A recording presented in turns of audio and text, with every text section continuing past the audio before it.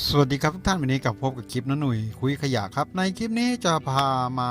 จัดเก็บนะครับกาวร้อนนะครับผมเป็นกาวร้อนซุปเปอร์กูนะครับที่เราใช้กันเนี่ยครับผมเป็นกาวร้อนหลังจากใช้งานแล้วทีเนี้ยเราจะเปิดฝาทิ้งไว้นะครับผมถ้าใช้หมดมันก็โอเคนะครับถ้าใช้ไม่หมดไว้ในข้างนอกอากาศร้อนหน่อยเดียวก็จะแข็งนะครับจับตัวค่อยๆจับตัวนะครับเป็นเจลในที่สุดก็แข็งใช้ไม่ได้นะครับเราจะมีวิธีการจัดเก็บง่ายๆนะครับผม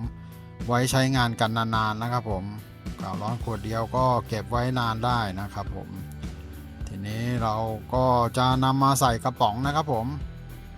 มีกี่ขวดเราก็ใส่ไว้เลยนะครับผมถ้าเราซื้อมาจำนวนเยอะหน่อยก็เก็บใส่กระป๋องไว้นะครับผมปิดฝานะครับผมถ้ามีกันชื้นใส่ก็ดีนะครับผมเนี่ยนะครับปิดฝานะครับผมปิดฝาใส่บรรจุ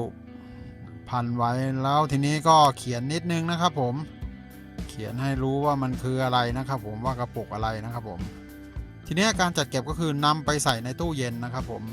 มันจะเก็บรักษาได้นานนะครับผม